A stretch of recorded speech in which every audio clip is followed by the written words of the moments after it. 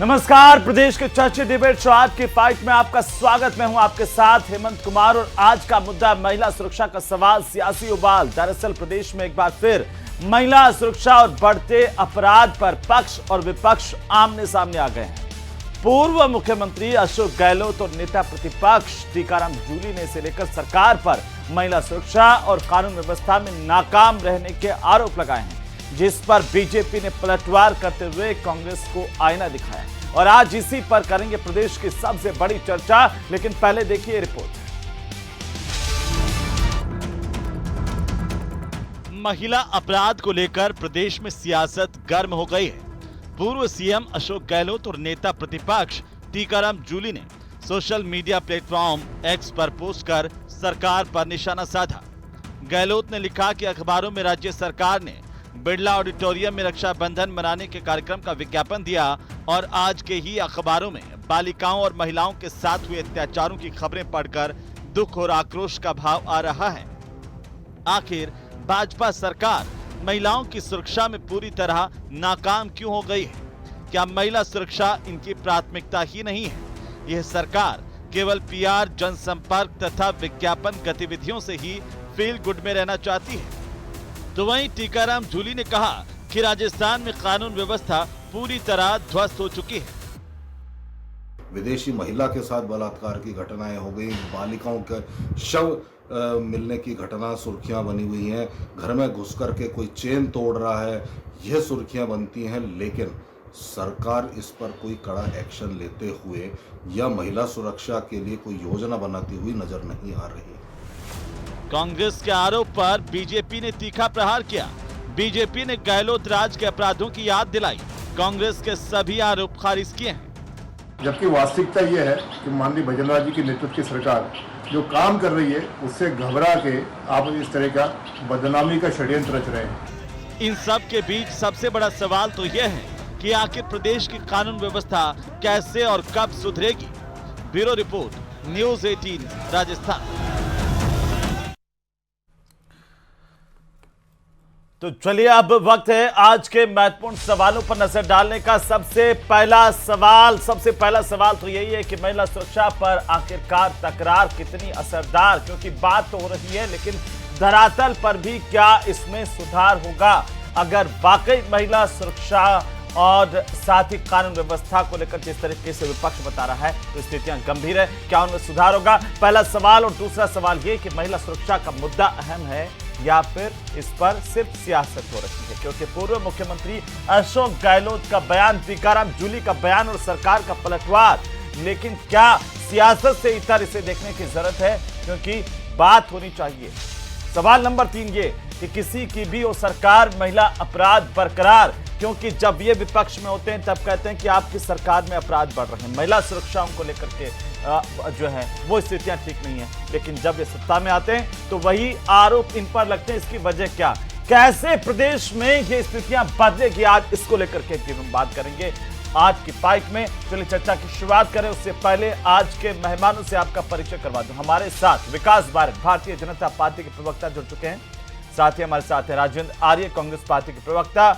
हमारे साथ आशुतोष रावत हैं, वरिष्ठ पत्रकार के तौर पर। योगेंद्र जोशी हमारे साथ हैं, पूर्व पुलिस अधिकारी। आप सभी का बहुत स्वागत है। विकास भारत जी कांग्रेस पार्टी की तरफ से, और खास तौर पर पूर्व मुख्यमंत्री अशोक गहलोत ने भी ये बात कही है कि प्रदेश में महिला सुरक्षा की स्थिति बेहद खराब है। टीकाराम जूली ने भी कहा कि कानून व्यवस्था, महिला सुरक्षा, इन पर आपकी सरकार पूरी तरह से नाकाम है। बोलिए। देखिए हेमंत जी, मैं मानता हूं कि किसी भी महिला के साथ बलात्कार जैसी घटना होना इस सृष्टि के ऊपर होने वाले अत्याचार और अपराधों में सबसे बड़ा अत्याचार और अपराध है। इसमें किसी को कोई शंका नहीं है और प्रदेश की सभी महिलाओं की सुरक्षा की जिम्मेदारी हमारी सरकार की है, इसको हम स्वीकार करते हैं। लेकिन हेमंत जी, मैं आपके माध्यम से पूछना चाहता हूं कि आज जब 5% की गिरावट महिला अपराधों के अंदर रिकॉर्ड में है, 10% के लगभग गिरावट सामान्य अपराधों के अंदर आई है, तब अपराध के ऊपर उंगली उठा कौन रहे हैं? अशोक गहलोत साहब, जिनके समय में यूडीएच मंत्री ने विधानसभा में बलात्कार के ऊपर कहा कि राजस्थान मर्दों का प्रदेश है, जिनके समय में इनकी विधायक दिव्या मदेरणा जी ने विधानसभा में कहा कि वो असुरक्षित महसूस करती हैं, जिनके समय में प्रियंका गांधी जी जो कहीं पर भी बलात्कार भ्रमण करती थी, वो जब रणथंभौर अपने परिवार के साथ टाइगर देखने आई थी, भीलवाड़ा के अंदर उस बच्ची को भट्टी के अंदर जला दिया गया बलात्कार करके, लेकिन उन्होंने जहमत नहीं उठाई कि उसके परिवार के साथ जाके संवेदनाएं व्यक्त करके आती।